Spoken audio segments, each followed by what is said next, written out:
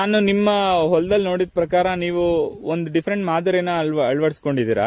ನಿಮ್ಗೆ ಹಾರ್ವೆಸ್ಟ್ ಮಾಡೋದಕ್ಕೆ ಬಹಳ ಈಸಿ ಆಗುತ್ತೆ, ಮತ್ತೆ ಗಿಡಗಳು ನಿಮ್ಗೆ ಯಾವುದೇ ರೀತಿಯಲ್ಲಿ ಡ್ಯಾಮೇಜ್ ಆಗಲ್ಲ. ಇದ್ರ ಬಗ್ಗೆ ಒಂದ್ ಸ್ವಲ್ಪ ನಮ್ ರೈತರುಗಳಿಗೆ ಮಾಹಿತಿ ಕೊಟ್ರೆ ತುಂಬಾ ಉಪಯುಕ್ತ ಆಗುತ್ತೆ ಸರ್. ಸರ್ ಇದು ನೀವು ಹೇಗ್ ಮಾಡಿದೀರಾ ಅಂತ ಒಂದ್ ಸ್ವಲ್ಪ, ನೀವು ಎಷ್ಟನೇ ದಿನಕ್ಕೆ ನೀವು ಈ ತರ ಮಾಡಿದೀರಾ, ನೀವು ಅಂತರ ಹೇಗ್ ಕೊಟ್ಟಿದ್ದೀರಾ, ಇದ್ರ ಬಗ್ಗೆ ಸ್ವಲ್ಪ ಮಾಹಿತಿ ಕೊಡಿ ಸರ್. ಸರ್ ಇದು ನಾವೇನ್ ಮಾಡ್ತೀವಿ ಸರ್ ಸರ್, ಇದು ನಾವು ಒಂದು 25 ದಿವಸ ಅಂಬ ಹಾಕ್ತಿರ್ಬೇಕಾದ್ರೆ ನಾವು 4 ಸಾಲಿಗೆ ಒಂದ್ ಸಾಲು ಹಿಂಗ ಆ ಕಡೆಗೆ ಈ ಕಡೆಗೆ ಎತ್ಕೊಬಿಡ್ತೀವಿ ಸರ್. ನಾವು ಆ ಕಡೆ ಈ ಕಡೆ ಎತ್ಕೊಬಿಟ್ರೆ ಏನೈತೆ, ಇದು ಈ ಕಡೆ ಕಾಯಿ ಇಟ್ಕೊಳಕ್ ಸರ್ ಬರ್ತದೆ.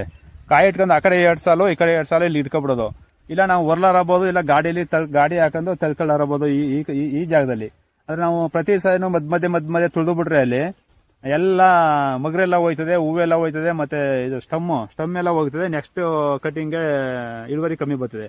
ಆದ್ರಿಂದ ನಾವು ಪ್ರತಿ ಸಾರಿನೂ ಅಷ್ಟೇ ಈ ರೀತಿ ಮಾಡ್ಕೊತೀವಿ. ಇದು ಸ್ವಲ್ಪ ಕಮ್ಮಿ ಬರ್ತದೆ. ಆ ಸಾಲು ಈ ಕಡೆ ಹಾಕತ್ತೀನಿ, ಈ ಕಡೆಯಿಂದ 2 ಸಾಲು ಇಲ್ಲಿಗೆ ಈ ಸಾಲಿಗೆ ಹಾಕತ್ತೀನಿ. ಇಲ್ಲ ಆಳುಗಳು ಕೊಟ್ಟು ಒರ್ಸ್ಕೊಂಡ್ರು ಆಯ್ತು, ಇಲ್ಲ ಗಾಡಿ ಇದೆ, ಗಾಡಿ ಕಟ್ಕೊಂಡು ಎಳ್ಕೊಳ್ಳೋದು, ಆಟೋಗೆ ಶಿಫ್ಟ್ ಮಾಡ್ಕೊಳ್ಳೋದು. ನಿಮ್ಗೆ ಗಿಡಗಳು ಯಾವ ಕೂಡ ಡ್ಯಾಮೇಜ್ ಆಗದೆ ನೀವೊಂದು 4ನೇ ಕಟಿಂಗ್ 5ನೇ ಕಟಿಂಗ್ ವರ್ಗು ನೀವು ಮುಂದಕ್ಕೆ ಬರ್ಬೋದು. 5ನೇ ಕಟಿಂಗ್ ಮಾಡ್ತೀವಿ. ಕಾಲಲ್ಲಿ ಆಡ್ಸ್ಕೊಂಡು ಕಿಳಿಯೋದ ಗೊತ್ತು, ಇನ್ನೇನು ಸರ್ ಡ್ಯಾಮೇಜ್ ಇಲ್ಲ ಸರ್. ಅಲ್ಲಿ ತುಳಿಯೋದು, ಮುಕ್ತ ಹೊತ್ಕೊಂಡು ತುಳಿಯೋದು ಮಾಡೋದು ಏನು ನಡೆಯಲ್ಲ. ಅಲ್ಲಿ ನಾವು ಔಷಧಿ ಸ್ಪ್ರೇ ಮಾಡಬೇಕು. ಇಲ್ಲಿ ನಿಂತ್ಕೊಂಡು ಆ ಕಡೆ 2 ಸಾಲು ಸ್ಪ್ರೇ ಮಾಡ್ಕೋಬಹುದು, ಆ ಕಡೆಯಿಂದ 2 ಸಾಲು ದೊಡ್ಡ ಕಡಿ ಬಾಳೆ ಕಡಿಗೆ ಹಾಕೋದಿಲ್ಲ, 2 ಕಡಿಗೆ ಹಾಕೊಂಡು ಸ್ಪ್ರೇ ಮಾಡ್ಕೋಬಹುದು ಸರ್. ಓಕೆ, ಈ ಒಂದು ಮಾಹಿತಿ ಇನ್ನಿತರ ರೈತರುಗಳು ಕೂಡ ಇದನ್ನ ಉಪಯೋಗಿಸ್ಕೊಂಡು ತಮ್ಮ ಇನ್ನೊಂದ್ 2-3 ಕಟಿಂಗ್ ಜಾಸ್ತಿ ಮಾಡ್ಕೊಳ್ಳೋದಕ್ಕೆ ತುಂಬಾ ಅನುಕೂಲ ಆಗಿದೆ. ಈ ಒಂದು ಮಾಹಿತಿ ನೀಡಿದಕ್ಕೆ ತುಂಬಾ ಧನ್ಯವಾದಗಳು ಸರ್. 25 ವರ್ಷದಿಂದ ನಾನು ಮಾಡ್ತೀನಿ, ವ್ಯವಸಾಯ ಮಾಡ್ತಾ ಇದ್ದೀನಿ.